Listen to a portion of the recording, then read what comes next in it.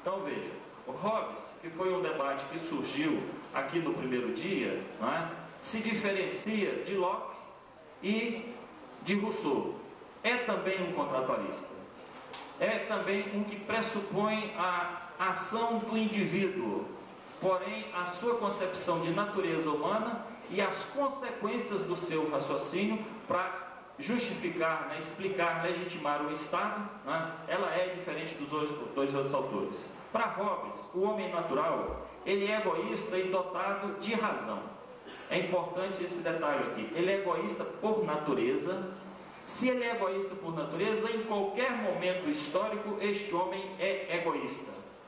Porém, este homem, no estado natural, ele é dotado de razão. Tá? E para assegurar o direito à vida, ele sendo dotado de razão, ele é levado e aceita livremente um pacto de submissão voluntária. Esse pacto de submissão voluntária leva à instituição de um Estado absoluto.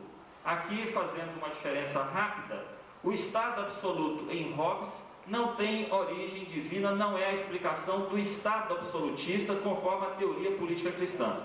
O Estado absoluto em Hobbes, a origem dele é um contrato entre os indivíduos, né? Está no campo dos mortais, não é algo anunciado, tá? Para Locke, o homem natural, veja, diferente de Hobbes, é sociável, pacífico e também é dotado de razão. Esse também é um elemento importante, tanto em Hobbes como em Locke. Esse homem no estado natural é dotado de razão, ou seja, ele consegue discernir o que é bom, o que é mal, o que é perigoso, o que seria conveniente para ele fazer ou não. Ou seja, ele sendo dotado de razão, ele tem condições de avaliar a situação em que ele vive, as condições em que ele vive. E que esse homem, sociável, pacífico, dotado de razão, para assegurar seus direitos naturais que é uma dádiva divina, se é uma dádiva divina, são inalienáveis. Para assegurar esses direitos naturais de origem divina, dádiva divina, não é? Ele institui, ele faz um pacto para garantir esses direitos naturais, garantir esses meus direitos em sociedade. Então ele faz um pacto de consentimento. Olha a diferença: pacto de submissão e pacto de consentimento, não é? E Locke é considerado o pai do liberalismo moderno. E pela propaganda que nos é passada, nós sempre entendemos liberal como aquele que não é preso muito a amarras, não é? Liberal, o Estado liberal é o Estado democrático, não é? Ao contrário, se nós vamos ler um pouco mais atento e observar como é que é esse Estado liberal, nós vamos compreendendo que esse chamado Estado liberal, não é? Ele é um Estado conservador e discricionário. Conforme já foi dito para vocês aqui, no contrato social, no Estado liberal de Locke, se admite a escravidão, não é? Se admite a escravidão, por exemplo, não é? Então é um Estado liberal, e o liberalismo tem um caráter conservador.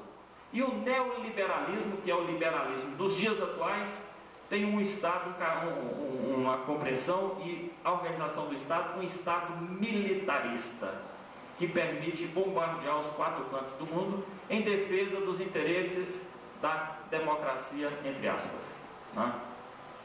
O Rousseau, que é o que nós vamos abordar, não é?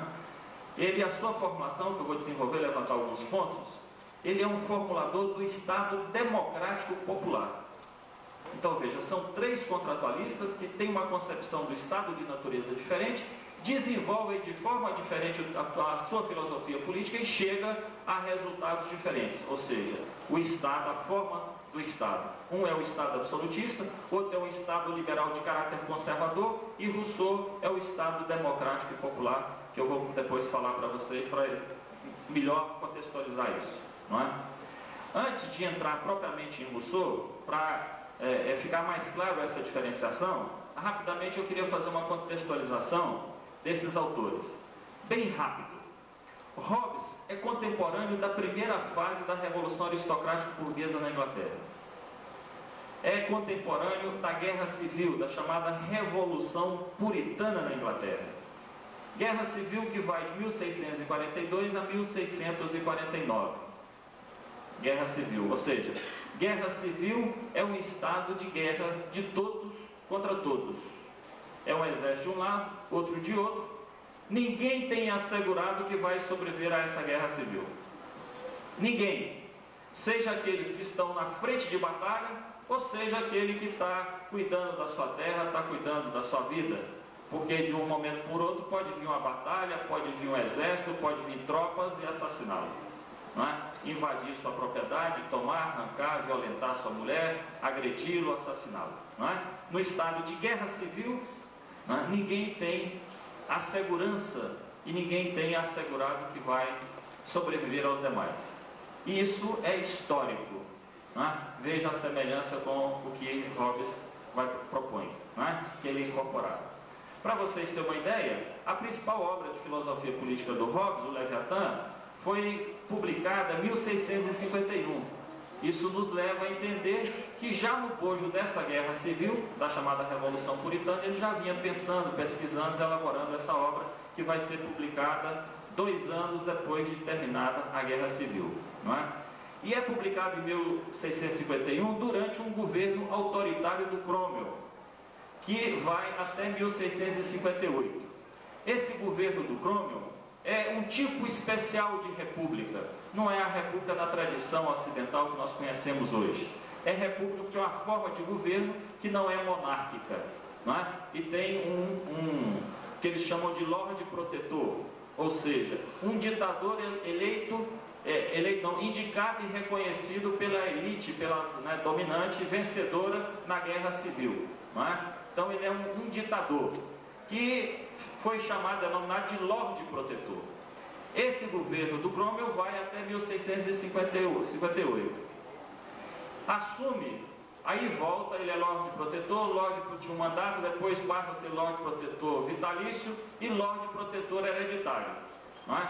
Ele morre, o seu filho assume, mas não era uma pessoa dotada para comandar uma nação como a Inglaterra. Não é?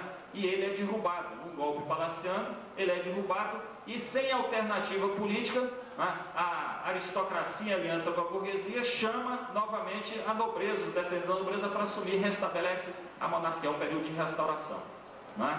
na Inglaterra. Não é? É justamente nesse período de restauração que vai surgir Locke. Não é? Esse período de restauração monarca que vai até 1688. Encerra em 1688 com um golpe palaciano, chamado a Revolução Gloriosa, que vocês devem ter estudado isso aí em história. Não é? A Revolução Gloriosa é uma revolução sem uma gota de sangue, foi um golpe palaciano. Aí sim, com essa Revolução Gloriosa, derruba aquelas monarquias tradicionais, não é? E chama o Guilherme de Orange para assumir o trono, e ele assume conforme os preceitos estabelecidos pelo parlamento, que dá origem à monarquia constitucional existente até hoje na Inglaterra, com algumas adequações históricas. Não é? Isso vem lá de 1688 e 89. Não é? Então, nesse processo da restauração, é que Locke nasce, vai estudar, vai se formar intelectualmente. Locke vive e se insere também nesse bojo do processo revolucionário, um pouco posterior a Hobbes, e é vinculado politicamente, fisicamente, à aristocracia liberal, que é vitoriosa nesse golpe palaciano de 1688, na chamada Revolução Gloriosa. Não é? Então Locke se entende e é apontado como o teórico dessa Revolução Gloriosa que é vitoriosa. Tá? Então tem autores que levantam uma discussão que as obras de filosofia política de Locke têm um caráter de legitimação de um poder que já era existente. Né? E aí eles pegam datas de publicação, tem todo um estudo feito nisso aí, e mostra que, diferente de Hobbes, né, que ele teoriza, tem a teoria que ele elabora, a filosofia política tem relação com a realidade, mas ele não é entendido como um propagandista. Já Locke é um propagandista dessa Revolução Gloriosa, ou seja, desse bloco do poder que passa a assumir o controle da Inglaterra a partir de 1688 e 89. Não é?